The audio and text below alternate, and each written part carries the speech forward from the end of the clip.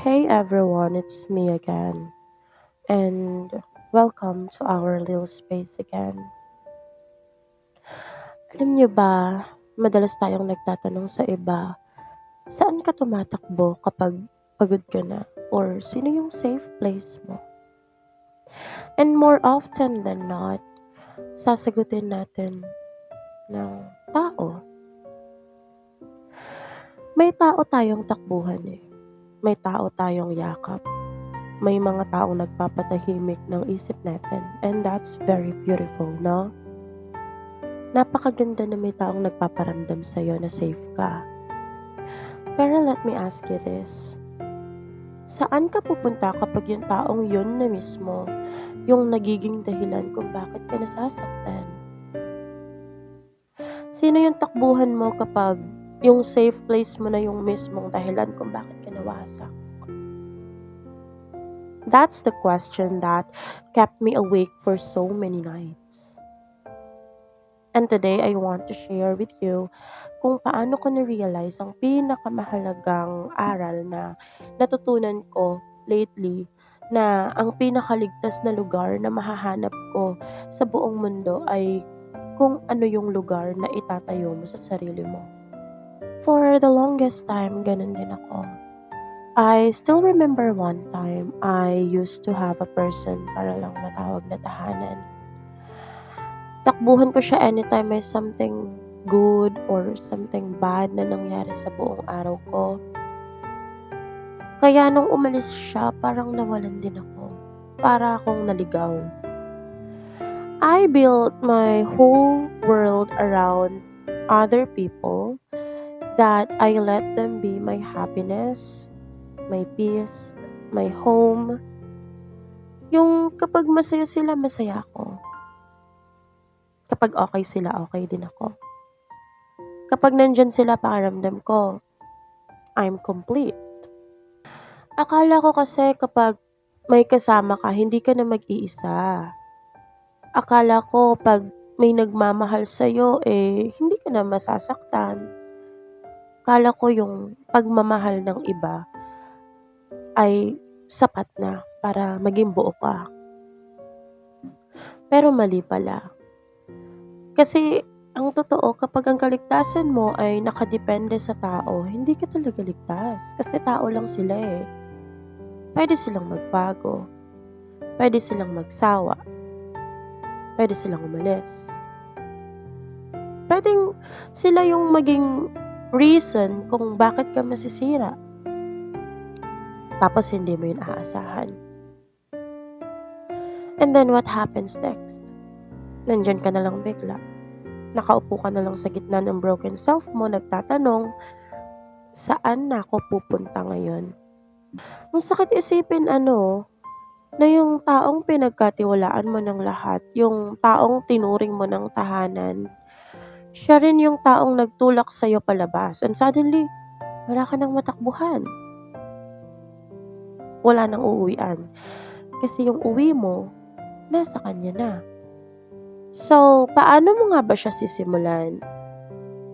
Paano mo itatayo ang sarili mong safe place kapag wasak ka na?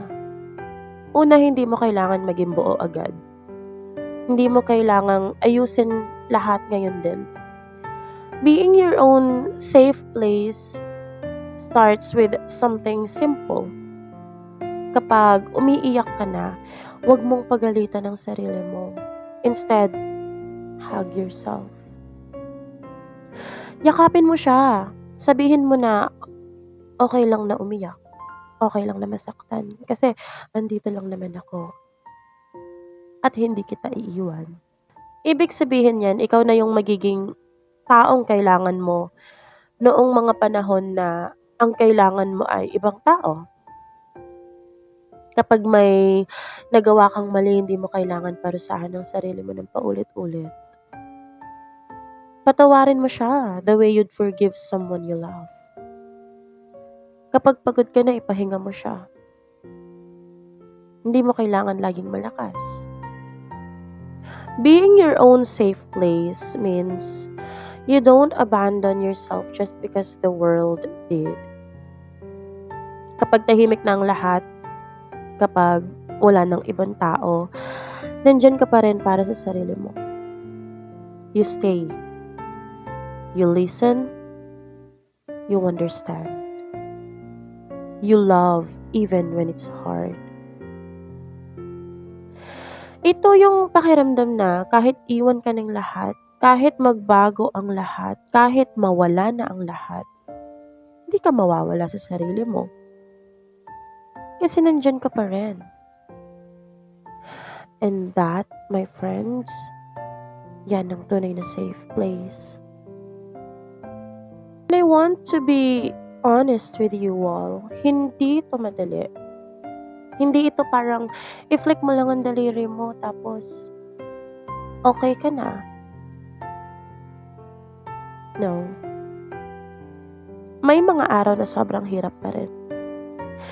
May mga gabi na nagsisinungaling pa rin ako sa sarili ko na okay lang ako kahit hindi naman talaga. May mga oras na hinahanap ko pa rin yung ibang tao para maging sandalan ko kasi alam naman nating lahat na mas madaling umasa sa iba kaysa sa umasa sa sarili natin.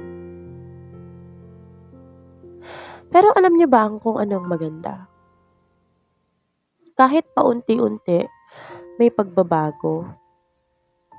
Kahit maliit na bagay tulad ng hindi pagpagalit sa sarili ko kapag nagkakamali ako. Tulad ng pagpapahinga ko kapag pagod na ako. Tulad ng pagpapatuloy ko kahit na gusto ko nang sumuko. Every small act of kindness you give to yourself, isa yang bato na inilalagay mo sa pagtatayo ng sarili mong tahanan. Hindi mo kailangan tapusin lahat ngayon. One brick at a time. Isang araw sa bawat pagkakataon. Minsan mabagal. Minsan parang humihinto. Pero basta wag kang aalis sa tabi ng sarili mo. Unti-unti mabubuo rin yan. Titibay din ang foundation. At darating ang araw, makikita mo na lang nandyan ka na. Buo ka na. Ligtas ka na sa sarili mo. And here's the most beautiful thing about learning to be your own safe place. Hindi ka natakot mawalan ng kahit na sino. Hindi dahil hindi ka na marunong magmahal. Kundi dahil kahit mawala sila, hindi ka mawawalan ng tahanan. Nasa loob mo na yung tahanan na yun eh. So, walang sino man ang makakakuha niyan sa'yo. Walang sino man ang kayang sumira niyan. Kaya pwede ka na magmahal. Pwede ka na magmahal ng buong buo. Hindi dahil kailangan mo sila para mabuhay. Kundi dahil sapat na ang pagmamahal na meron ka at kaya mo na siyang ibahagi sa iba.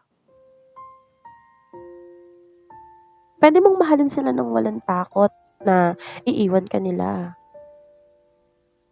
Kasi alam mo, kahit umalis ka, kaya mong alagaan ang sarili mo. Kaya mong maging okay. Kaya mong magpatuloy. Ang pagmamahal mo sa kanila ay magiging regalo na hindi na humihingi ng kahit na anong kapalit. Hindi na paghingi ng kaligtasan. Kasi alam mong ligtas ka na eh. Ikaw na mismo ang sarili mong kapayapaan. Kaya ako naririnig mo to ngayon kung pakiramdam mo wasak ka na. Kung pakiramdam mo wala ka nang matakbuhan. Kung pagod ka na palaging umaasa sa taong kayang umalis anytime. Gusto kong sabihin sa'yo, nandyan ka pa. And that's enough. Simulan mo sa sarili mo. Maging mabait ka sa kanya. Maging matyaga ka sa kanya.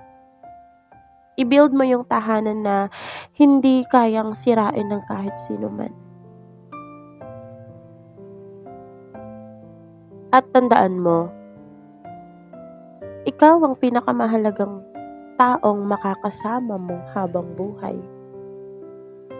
Deserve mong bigyan ng pagmamahal, ng pang-unawa, at ng kaligtasan, lalo na ng sarili mo.